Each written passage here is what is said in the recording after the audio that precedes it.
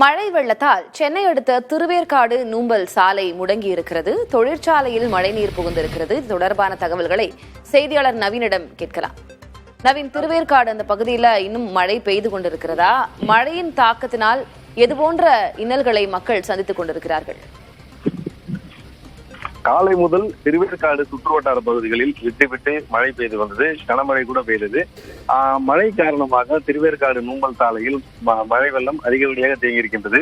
முழங்கால் அளவிற்கு மழை வெள்ளம் தேங்கியிருக்கின்றது. ஏற்கனவே திருவேற்காடு நூம்பல் சாலை கடுமையாக சேதமடைந்திருந்த ஒரு சாலை. இதன் காரணம் சேதமடைந்த சாலையை செல்ல முடியாத சூழ்நிலை நிலவி வருகின்றது. இதன் காரணமாக அந்த பகுதியைச் சேர்ந்த மக்கள் பல கிலோமீட்டர் சுற்றி நெடுஞ்சாலையை அடைகின்றனர். அந்த பகுதியில் செயல்படக்கூடிய தனியார் நிறுவனங்கள், தொழிற்சாலைகள் செயல்படும் நிலையில் ஊழியர்கள் சிரமப்பட்டு செல்லக்கூடிய காட்சிகளை பார்க்க முடிகின்றது. சரக்கு வாகனங்கள், அதே போன்று கனரக வாகனங்கள் சென்று வருகிறது. திருவேற்காடு நகராட்சி சார்பில் மூர்த்தி அந்த பகுதியில் ஆய்வு செய்து விவரங்களுக்கு நன்றி நவீன்.